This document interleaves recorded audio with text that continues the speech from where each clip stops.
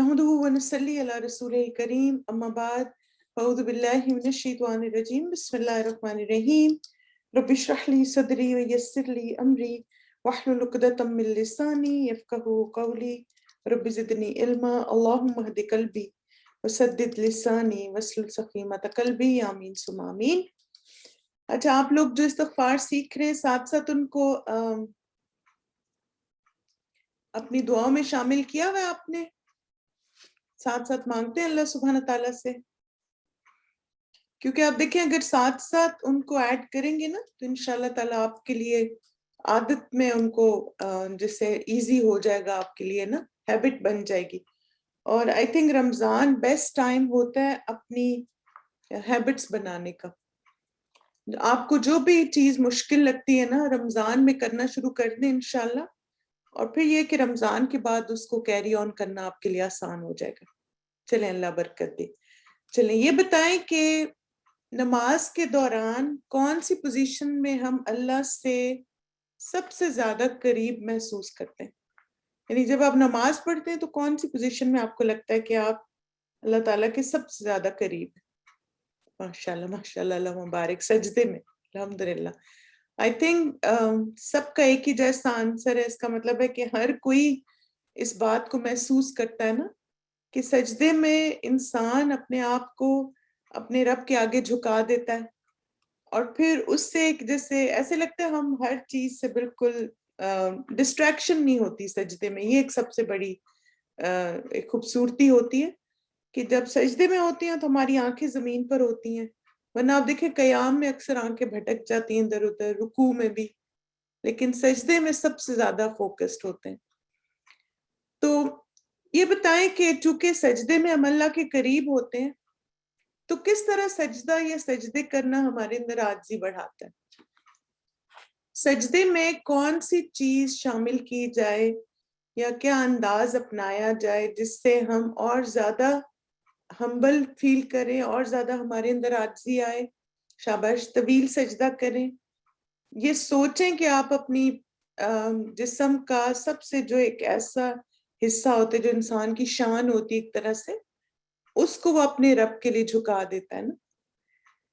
बिल्कुल खुशू के साथ सजदा करें, इस्तगफार करें सजदे में। Very good.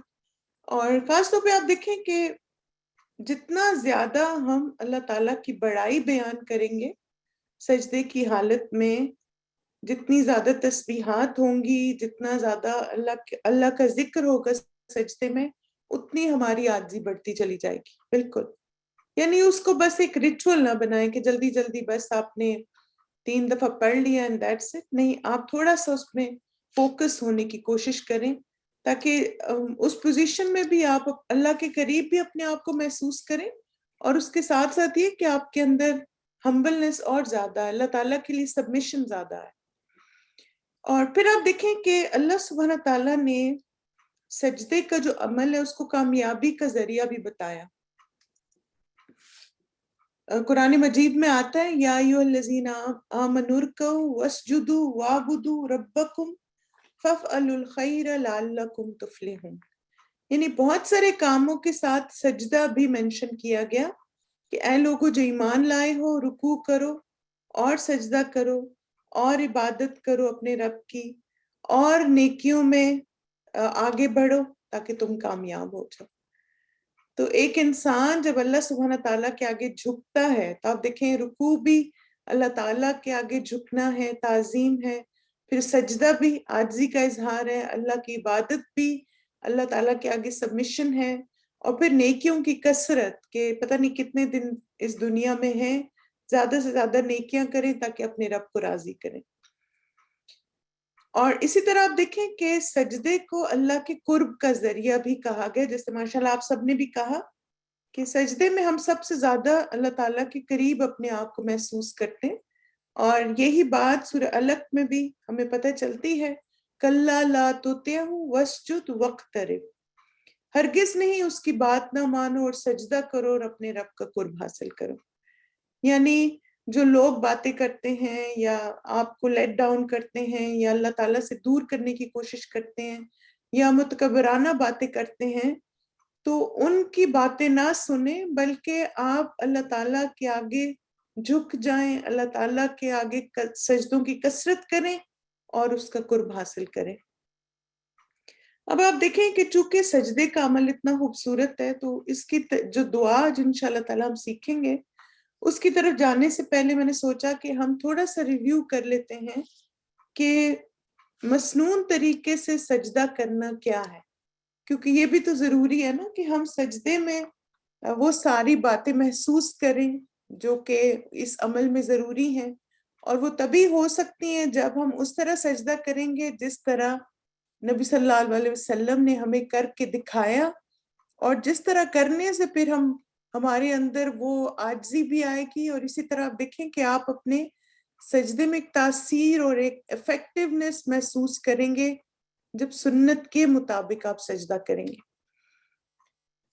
سجدہ جو ہے یہ نماز کے ارکان میں سے ایک رکن ہے، اور اس کے بارے میں نبی صلی اللہ علیہ وسلم کی اس حدیث سے پتہ چلتا ہے کہ 7 ہڈیوں پر سجدہ کیا جاتا ہے، ٹھیک ہے؟ تو 7 ہڈیاں کون سی ہیں؟ عباس بن عبد المطلب رضی اللہ عنہ سے روایت ہے کہ انہوں نے رسول اللہ صلی اللہ علیہ وسلم کو فرماتے ہوئے سنا، جب کوئی بندہ سجدہ کرتا ہے تو اس کے ساتھ 7 اعضاء سجدہ کرتے ہیں، یعنی آپ کے 7 آرگنز ہیں یا 7 اعضاء ہیں، پارٹس آف باڈی ہیں جو آپ کے ساتھ سجدہ کرتے ہیں، اس کی پیشانی اور اس کے دونوں ہاتھ اور اس کے دونوں گھٹنے اور اس کے دونوں قدم، ٹھیک ہے؟ چلیں اس کو امیج میں بھی دیکھ لیں تاکہ ذرا زیادہ آپ کو کلیئرٹی آ جائے۔ اب آپ دیکھیں 7 بونز ہیں جن پہ آپ نے سجدہ کرنا ہے، اور وہ کون سی ہیں؟ ماتھا اور ناک ایک ہے جیسے، ٹھیک ہے، یہ ایک ہڈی ہوگی آپ کی، اسکل کی بون ہے جو ہماری۔ پھر آپ دیکھیں دونوں ہاتھ، پھر آپ کے دونوں گھٹنے اور آپ کے دونوں پاؤں کی انگلیاں جو ٹوز ہیں آپ کے، تو یہ ساری چیزیں قبلہ رخ ہونی چاہیے جب آپ سجدہ کرتے ہیں۔ اسی طرح کرتے ہیں آپ لوگ سجدہ، 7 ہڈیاں لگاتے ہیں سجدے کے دوران، کیونکہ آپ دیکھیں ہماری ان 7 ہڈیوں کو سجدہ کرنا چاہیے، اور ان 7 کی 7 کا قبلہ رخ ہونا ضروری ہے۔ چلیں ماشاءاللہ، اللہ مبارک۔ اور اسی طرح آپ دیکھیں کہ یہ بھی ضروری ہے کہ ٹوز اور فنگرز ایک ہی ہوتے ہیں نا، پاؤں کے انگلیوں کو ٹوز کہتے ہیں نا۔ ایک انسان کی 60 سال کی نماز قبول نہیں ہوئی۔ ابو ہریرہ رضی اللہ عنہ سے مرفوعاً روایت ہے کہ ایک آدمی 60 سال نماز پڑھتا رہتا ہے لیکن اس کی نماز قبول نہیں ہوتی، شاید اس کی وجہ یہ ہو کہ وہ رکوع تو پورے کرتا ہو لیکن سجدے مکمل نہ کرتا ہو، یا سجدے پورے کرتا ہو لیکن رکوع پورے نہ کرتا ہو۔ یعنی آپ دیکھیں کہ اگر ہمارا رکوع اور سجدہ نماز میں مکمل نہیں ہے تو پھر 60 سال بھی کوئی نمازیں پڑھتا رہا تو اس کی نمازیں قبول نہیں ہوں گی۔ تو اس لیے اس کے بارے میں سیکھیں بھی، نماز کا مسنون طریقہ، اور صحیح طریقے سے ادا بھی کرنے کی کوشش کریں۔ پھر اسی طرح آپ دیکھیں کہ جو سجدے نہیں کرتا پراپرلی اس کو چور بھی کہا گیا۔ رسول اللہ صلی اللہ علیہ وسلم نے فرمایا لوگوں میں سب سے بدترین چور وہ ہے جو اپنی نماز میں چوری کرتا ہے۔ لوگوں نے پوچھا اللہ کے رسول صلی اللہ علیہ وسلم انسان اپنی نماز میں کس طرح چوری کر سکتا ہے؟ آپ صلی اللہ علیہ وسلم نے فرمایا اس طرح کہ وہ اس میں رکوع اور سجود اچھی طرح مکمل نہ کرے، یا فرمایا جو رکوع اور سجود میں اپنی پشت سیدھی نہ کرے، یعنی جلدی جلدی اس کو بس کرے۔ اور آپ دیکھیں جلدی جلدی کب ہوتی ہے؟ جب ہمیں بس کچھ ہم نے تسبیحات یاد کی ہوتی ہیں، بس سبحان ربی العظیم اور سبحان ربی الاعلیٰ، وہ جلدی جلدی پڑھا ہوں، دیٹس اٹ۔ اطمینان سے، سکون سے رکوع کریں، اطمینان اور سکون سے سجدہ کریں تاکہ آپ وہ ساری باتیں محسوس بھی کریں، اور آپ کی نماز جو ہے وہ آپ کے لیے ایک اسپرچل ایکسپیرینس بن جائے۔ آپ دیکھیں نا کہ نبی صلی اللہ علیہ وسلم کہتے تھے کہ میری آنکھوں کی ٹھنڈک نماز ہے۔ آنکھوں کی ٹھنڈک کا کیا مطلب ہے؟ یعنی جب وہ نماز پڑھ لیتے تھے تو اگر کوئی بھی پریشانی، مشکل یا کوئی انگزائٹی ہوتی تو ختم ہو جاتی تھی۔ ہم جس طرح نماز سے پہلے ہوتے ہیں ویسی بعد میں ہوتے، کیوں؟ کیونکہ ہماری نمازوں میں سکون نہیں ہے۔ میں نے ایک دفعہ یہ پڑھا تھا کہ جن کو نماز پڑھنے کے باوجود سکون نہیں ملتا، ان کو چاہیے کہ وہ سکون سے نماز پڑھا کریں. تو یہ ویسے ہے تو مزے کی بات کہ جلدی جلدی نماز پڑھنا اور پھر ہم کہتے ہیں کہ ہماری زندگیاں پرسکون ہو جائیں، تو ایسے نہیں ہو سکتا. سب سے پہلے اپنی نمازوں میں سکون اور اطمینان لے کر آئیں. ریس نہ لگا دیا کریں نماز میں، سکون سے سارے آپ کو پتہ ہے کہ جو نماز میں اطمینان ہے، یعنی قیام آرام سے کرنا، ساری ہڈیاں جگہ پر ہوں، پھر رکوع میں جسے اپنی بیک کو سٹریٹ کرنا، پھر اس کے بعد اب جب قوموں میں آتے سیدھا کھڑا ہونا، پھر سجدے میں 7 ہڈیاں آپ کی سجدہ کریں. تو یہ ساری چیزیں جب پرسکون طریقے سے ہوتی ہیں تو پھر آپ کو بھی اپنی زندگی میں ایک سکون محسوس ہوتا ہے. آپ کی نماز جو ہے وہ آپ کے سارے مسائل کا حل بن جاتی ہے. لیکن اگر آپ ایک رش میں ہر وقت رہتے ہیں اور نمازوں میں بھی وہی رش ہو رہا ہے، تو پھر اسی لیے ہماری زندگی میں وہ سکون اور اطمینان نہیں آتا نا جو نماز سے حاصل ہونا چاہیے. پھر آپ دیکھیں کہ سجدہ کرنے کا اہتمام بھی کرنا چاہیے. کیوں؟ ابو فاطمہ رضی اللہ عنہ کہتے ہیں کہ مجھے اللہ کے نبی صلی اللہ علیہ وسلم نے کہا، اے ابو فاطمہ، اگر تم مجھ سے ملاقات کرنا چاہتے ہو تو سجدوں کی کثرت کر دو. یہاں پہ آپ دیکھیں کہ نبی صلی اللہ علیہ وسلم تو جا چکے ہیں دنیا سے، ہم ان سے کہاں ملاقات کر سکتے ہیں؟ اب ہم ان سے کہاں مل سکتے ہیں؟ انشاءاللہ قیامت کے دن ملیں گے، اور قیامت کے دن سارے ایمان والوں کی ملاقات نبی صلی اللہ علیہ وسلم سے کہاں ہوگی؟ حوض کوثر پہ. تو اب یہ ہے کہ اگر ہم چاہتے ہیں کہ ہم ان لوگوں میں شامل ہوں تو یہاں پہ سجدوں کی کثرت کا مطلب ہے کہ زیادہ سے زیادہ نوافل پڑھو. یعنی فرض نماز تو الحمدللہ ہم لوگ پڑھتے ہیں سارے، لیکن اس کے ساتھ ساتھ نوافل زیادہ پڑھیں، اور جتنے زیادہ نفل پڑھیں گے انشاءاللہ اتنا زیادہ چانسز ہوں گے کہ ہم اللہ کے رسول صلی اللہ علیہ وسلم کے قریب ہوں. پھر اسی طرح آپ دیکھیں کہ چونکہ آج کی دعا سجدے کے بارے میں تو کچھ تھوڑی سی کلیریفیکیشن بھی اس میں، کہ ایک تسبیح جو ہے وہ سجدے کے لیے مینڈیٹری ہے، یعنی یہ تسبیح تو مسٹ ہے جب آپ سجدہ کرتے ہیں. حذیفہ رضی اللہ عنہ فرماتے، میں نے ایک رات نبی صلی اللہ علیہ وسلم کے ساتھ نماز پڑھی، آپ صلی اللہ علیہ وسلم نے سجدہ کیا تو کہا سبحان ربی الاعلی. آپ صلی اللہ علیہ وسلم کے سجدے بھی آپ صلی اللہ علیہ وسلم کے قیام کے قریب لمبے تھے. یہ آپ سب پڑھتے ہیں نا سجدے میں، سبحان ربی الاعلی، پاک ہے میرا رب جو سب سے اعلیٰ ہے، سب سے بلند ہے. ٹھیک ہے، تو یہ سجدے میں 3 دفعہ پڑھنا آپ کے لیے مسٹ ہے. بس اس میں ایک چیز یاد رکھیں کہ یہ دعا آپ نے سجدے کے دوران پڑھنی. آپ اللہ اکبر کہیں گے اور پھر سجدے کے لیے اپنے سر کو زمین پہ رکھیں گے اور پھر اس دعا کو پڑھیں گے. یعنی ایسے نہیں کہ جاتے جاتے آپ کہیں چلو جلدی سے سارا کچھ ہی ہو جائے، نہیں، تھوڑا اگین سکون سے.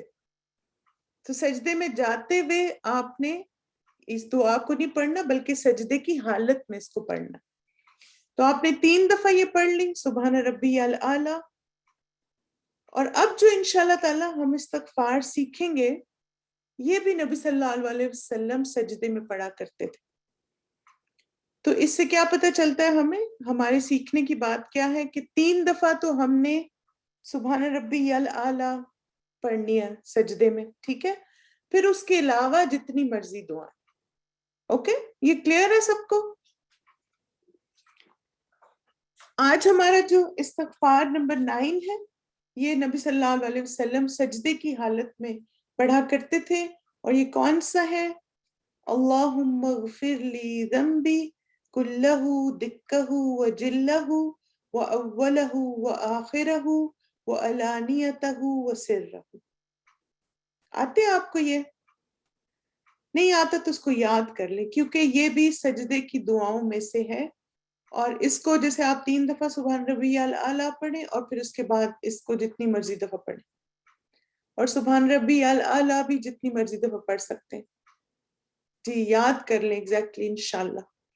اور اس کا ترجمہ کیا ہے؟ اے اللہ میرے تھوڑے اور زیادہ، پہلے اور پچھلے، ظاہری اور چھپے ہوئے سب گناہ معاف کر دے. Oh Allah, forgive me for all my sins, the small and the large of them, the first and the last of them, the open and the secret of them. جی ہاں ساری نمازوں کے سجدے میں پڑھ سکتے ہیں کیونکہ مسنون دعا ہے نا سجدے کی. اور آپ دیکھیں کہ اس میں ابو ہریرہ رضی اللہ عنہ سے روایت ہے کہ رسول اللہ صلی اللہ علیہ وسلم سجدے میں یہ دعا کرتے اللہم اغفر لی ذنبی کلہ دکہ وجلہ واولہ وآخرہ وعلانیتہ وسرہ. اس دعا کے بہت سارے کی ورڈز. ایک تو الحمدللہ سجدے کی مسنون دعا ہے. اب دیکھیں کہ اس دعا میں نا ہم اللہ تعالیٰ کے آگے عاجزی کا اظہار کر رہے ہیں اور فریاد کر رہے ہیں کہ اللہ میرے سارے کے سارے گناہ معاف کر دے. اللہم اغفر لی ذنبی کلہ کہ یا اللہ جتنے بھی میں نے گناہ کیے ہیں وہ سارے کے سارے معاف کر دیں. جیسے کل بھی کسی نے سوال پوچھا تھا نا کہ ہمیں تو یاد ہی نہیں بہت سارے ہمارے گناہ. ایسا بھی ہے نا ہمارے ساتھ کچھ تو آپ دیکھیں گناہ غلطیاں ہوتی ہیں جو ہمیں یاد ہوتے ہیں, بہت سارے ایسے ہمیں یاد بھی نہیں ہے. تو یہ استغفار آپ کو ہیلپ کرے گا کہ سارے کے سارے یا اللہ معاف کر دیں, دکہ و جلہ, چاہے وہ چھوٹے ہیں چاہے وہ بڑے. یعنی یا اللہ اگر میرے چھوٹے چھوٹے گناہ ہیں یعنی صغیرہ گناہ ہیں تو یا اللہ ان کو بھی معاف کر دے, اور بڑے گناہ ہیں تو ان کو بھی معاف کر دے جلہ. اور اسی طرح آپ دیکھیں کہ ایک اور میننگ جو دکہ کا آتا ہے وہ ہے کہ تھوڑے ہیں تو یا اللہ وہ بھی معاف کر دیں, اور جلہ کا مطلب ہوتا ہے اگر زیادہ ہیں تو یا اللہ وہ بھی معاف کر دیں. تو کتنا زبردست انداز ہے نا. یعنی ہم اللہ تعالیٰ کو کہ آگے اقرار کر رہے ہیں کہ اللہ میں نے اتنے زیادہ گناہ کیے ہیں اور اس میں تھوڑے بھی ہو سکتے ہیں, زیادہ بھی ہو سکتے ہیں, چھوٹے بھی ہو سکتے ہیں, بڑے بھی ہو سکتے ہیں, یا اللہ سب کو معاف کر دے. اور پھر آپ جب اس حصے کو پڑھیں تو آپ سوچیں کہ جو جو آپ سے غلطیاں کمی کوتاہیاں ہوئی اللہ سبحانہ تعالیٰ ہم سب کو معاف کر دے انشاءاللہ. اور پھر آپ دیکھیں وہ اولہ و آخرہ, کہ جو میں نے پہلے کیے اور جو میں نے بعد میں کیے. یعنی آپ دیکھیں اگلے پچھلے سب گناہ معاف کر دیں. یہ بھی آپ دیکھیے کہ کتنا خوبصورت انداز ہے. اگین انسان اپنے آپ کو یہ ریئلائز کرواتا ہے کہ وہ خطا کا پتلا ہے, اس سے گناہ ہوتے ہیں, اس سے غلطیاں ہوتی ہیں. تو اللہ تعالیٰ کو کیا کہہ رہے ہیں, یا اللہ جو میں نے اگلے گناہ کیے وہ بھی معاف کر دے, جو پچھلے کیے وہ بھی معاف کر دے. جی بالکل سارے آپ دیکھیں اس میں گناہ کور ہو جاتے ہیں, چھوٹے بڑے پہلے. اور اسی طرح ایک اور اس کا مطلب یہ بھی ہے کہ یعنی ہدایت ملنے سے پہلے جو کیے اور ہدایت کے بعد بھی کیے یہ بھی مراد ہو سکتی ہے. کیونکہ آپ دیکھیں نا کہ بعض تو ہم نے لا علمی میں گناہ کیے ہوتے ہیں نا, ہمیں پتہ نہیں ہوتا اور ہم وہ گناہ کر جاتے ہیں. بعض دفعہ ہمیں پتہ ہوتا ہے گناہ اور پھر بھی ہم کر جاتے ہیں, تو وہ بھی اسی میں آ جاتا ہے اولہ و آخرہ, کہ یا اللہ اگر میں نے ایسی حالت میں گناہ کیا جب مجھے نہیں پتا تھا یا اللہ وہ بھی معاف کر دے, اور میں نے اگر ایسے حالات میں کیا جب مجھے پتا تھا تو یا اللہ ان کو بھی معاف کر دے. اور پھر کوئی بھی غلطیاں اور گناہ جو کہ آپ نے ماضی میں کیے ہم سب کی معافی اللہ تعالیٰ سے مانگ رہے, اگلے پچھلے یا اللہ سارے گناہوں کو معاف کر دے. یعنی یہ دعا کا انداز نا بالکل ایسا ہے کہ جیسے آپ اللہ سبحانہ تعالیٰ کہہ رہے ہیں کہ یا اللہ میرے جو اعمال نا بالکل کلین ہو جائے, اس میں کچھ بھی گناہ باقی نہ رہے انشاءاللہ. اور پھر آپ دیکھیں وَعَلَانِيَتَهُ وَسِرَّهُ, کہ یا اللہ جو گناہ میں نے سامنے کیے لوگوں کے, یعنی آپ دیکھیں نا کچھ گناہ ایسے ہوتے ہیں جو مل کے کرتے ہیں دوسروں کے ساتھ, وہ بھی غلط کر رہے ہوتے ہیں, اور ہم جیسے غیبت ہو گئی یا مثلاً کوئی بے حیائی کا کام ہو گیا, غلط کام ہو گیا, اور اس میں بہت سارے لوگ ملے ہوئے تھے اور ہم بھی ساتھ مل گئے, سب نے ایک دوسرے کو دیکھا غلط کام کرتے ہوئے, تو علانیہ میں آ جاتا ہے. اور اسی طرح یہ بھی علانیہ میں آ جاتا ہے کہ آپ خود بتائیں وہ غلط کام کر کے دوسروں کو. جہالت میں اس طرح بھی انسان کرتا ہے نا کہ ایک تو غلط کام کرتا ہے پھر دوسروں کو بتاتا ہے کہ میں نے کیا غلط کیا. جیسے میں نے نا ایسا اس کو سبق سکھایا نا, اتنی میں نے اس کی بےزتی کی ہے نا, اس کو یاد رہے گا. اب آپ دیکھیں اس طرح کی بات کرنا اعلانیہ گناہ ہے. ایک تو آپ نے کسی کا دل دکھایا, کسی کو بے عزت کیا, اور پھر آ کے آپ بڑی خوشی سے دوسروں کو بتا رہے, تو اعلانیہ گناہ ہے. اللہ تعالیٰ اس کو بھی معاف کرے. پھر سر رہو چھپ کے کرنے والے گناہ, جو کسی کو نہیں پتا تھا اور ہم نے گناہ کیے, اللہ تعالیٰ کو تو سب پتا ہے. تو آپ دیکھیں کہ کوئی بھی انسان جو ہے نا وہ یہ نہیں چاہتا کہ اس کے گناہوں کا دوسروں کو پتا چلے. ہر کوئی چاہتا ہے کہ اس کے عیب چھپے رہے. تو جب آپ یہ اللہ تعالیٰ سے دعا مانگتے ہیں تو ایک طرح آپ اللہ سے مانگ رہے ہیں کہ یا اللہ جو میرے اندر عیب تھے, گناہ تھے, وہ آپ کو پتا ہے, تو آپ ان کو معاف کر دیں. اور اسی طرح آپ دیکھیے کہ بعض چھپے گناہ ایسے بھی ہوتے ہیں کہ جو ہمیں نہیں پتا ہوتا, اور اس کی وجہ سے ہماری زندگی میں بہت بے چینی اور پریشانی ہوتی ہے. تو اللہ تعالیٰ ہمارے وہ بھی گناہ معاف کر دے, اور ہمیں ہدایت دے, اور ہمیں توفیق دے سچی توبہ کی, اور ہم ان گناہوں کو پہچان سکیں اور ان سے چھٹکارا حاصل کر سکیں انشاءاللہ. اور پھر آپ دیکھیے کہ یہ دعا جو ہے نا, آپ سوچیں کہ اس دعا میں آپ اللہ تعالیٰ کے آگے کتنی زیادہ عاجزی کا اظہار کر رہے ہیں. آپ کو ایک امید بھی ہے اور ساتھ ہی آپ کو یقین ہے کہ اللہ تعالیٰ معاف کر دے گا. تو یہ ایک تو جیسے ہم نے شروع میں بھی ڈسکس کیا کہ اس دعا میں کیا ہے کہ ہم اللہ تعالیٰ سے سجدے میں اس دعا کو مانگ رہے ہیں, اور سجدے میں ہم اللہ تعالیٰ کے سب سے زیادہ قریب ہوتے ہیں. تو اب آپ دیکھیں کہ اس قرب کا فائدہ اٹھائیے اور اپنے گناہوں کی بخشش اللہ تعالیٰ سے کروائیں. اور اسی طرح یہ بہت ہی پیاری حدیث ہے کہ رسول اللہ صلی اللہ علیہ وسلم نے فرمایا, بندہ جب نماز کے لیے کھڑا ہوتا ہے تو اس کے سارے گناہ لا کر اس کے کندھے پر رکھ دیے جاتے ہیں, یعنی اس نے اس ٹائم میں جتنے بھی گناہ کیے ہوتے ہیں, جب وہ رکوع کرتا ہے یا سجدہ کرتا ہے تو اس کے گناہ اس سے جھڑ جاتے ہیں. یعنی آپ جیسے دیکھیں پتے نہیں گرتے درخت سے, تو ایسے ہی ہمارے گناہ بھی جھڑتے ہیں درختوں کے پتوں کی طرح جب ہم نماز میں رکوع کرتے ہیں اور سجدہ کرتے ہیں. اور آپ دیکھیں سجدے اس میں کیسے گناہ جھڑیں گے ہمارے سجدے سے, جب ہم سجدے میں استغفار کریں گے اپنے رب سے, اپنے گناہوں کی معافی مانگیں گے, اور پھر اپنے آپ کو ہمبل کریں گے. اور یہ کتنا خوبصورت انداز ہے نا کہ سارے کے سارے گناہوں کی معافی مانگی اللہ سے اپنے دل کی ہر بات کہہ دی, اللہ تعالیٰ کے سامنے ساری باتوں کا اظہار کر دیا. تو اس کا لفظی ترجمہ دیکھتے, اللہم اغفر لی, اے اللہ بخش دے میرے لیے, ذنبی میرے گناہ, اور ذنب کا لفظ ہے نا کبیرہ گناہوں کے لیے بھی آتا ہے. اور اسی طرح اس دعا کا جو انداز ہے اس سے یہ بھی پتہ چلتا ہے کہ اس میں صغیرہ اور کبیرہ سب گناہ مراد ہیں. ذنبی گناہ میرے, کلہ سارے کے سارے. کل جو ہے نا اس کا مطلب ہے جیسے ہم نہیں کہتے میری کل کائنات تو یہی ہے, تو یعنی سب کچھ. تو اس کا مطلب ہے کہ ہم اللہ تعالیٰ سے دعا مانگ رہے ہیں کہ اللہ جتنے بھی میں نے آج تک گناہ کیے ہیں یا رب سارے معاف کر دے تھرو آؤٹ مائی لائف. اور آپ دیکھیں کہ کیا ہم اس بات کا یقین ہے کہ اللہ تعالیٰ سارے گناہوں کو معاف کر سکتے ہیں. اور آپ کو پتہ ہے کہ حدیث کا مفہوم کیا ہے کہ اگر ابن آدم نے اتنے گناہ کیے ہیں جتنے زمین سے آسمان تک کا فاصلہ ہے, یعنی لتھڑا ہوا ایک انسان گناہوں سے, لیکن اگر وہ سچی توبہ کرتا ہے تو اللہ تعالیٰ اس کے سارے گناہ معاف کر دیتے, چاہے جتنے مرضی زیادہ گناہ.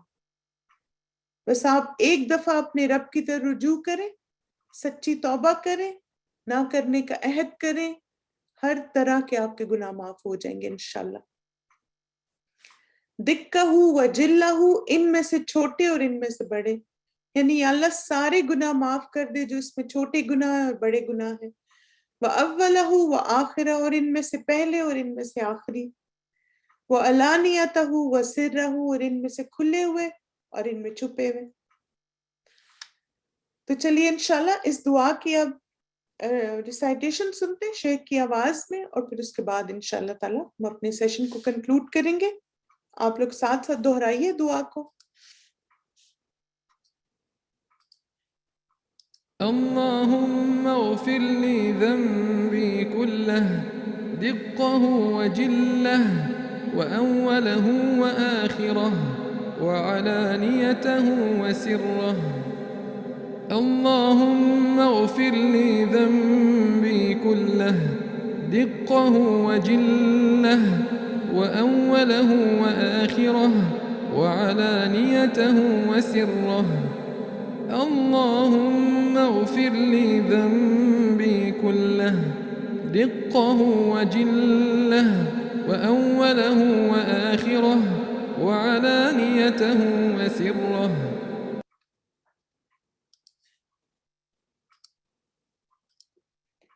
چلیں الحمدللہ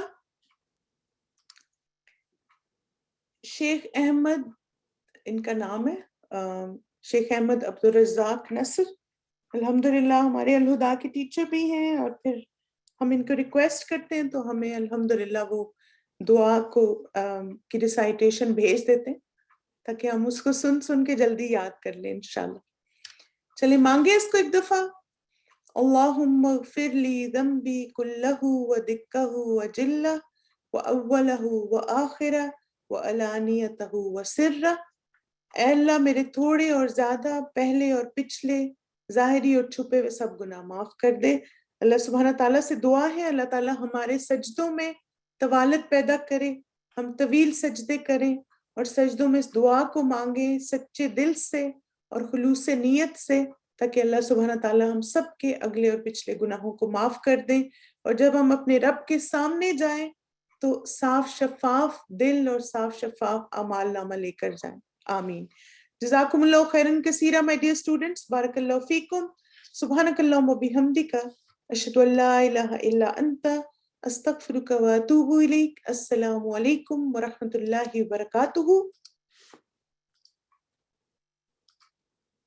أستغفر الله وأتوب إليه. أستغفر الله وأتوب إليه.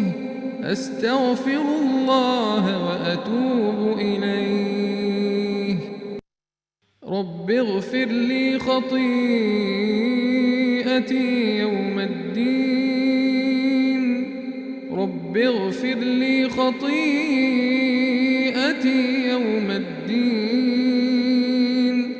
رب اغفر لي خطيئتي يوم الدين.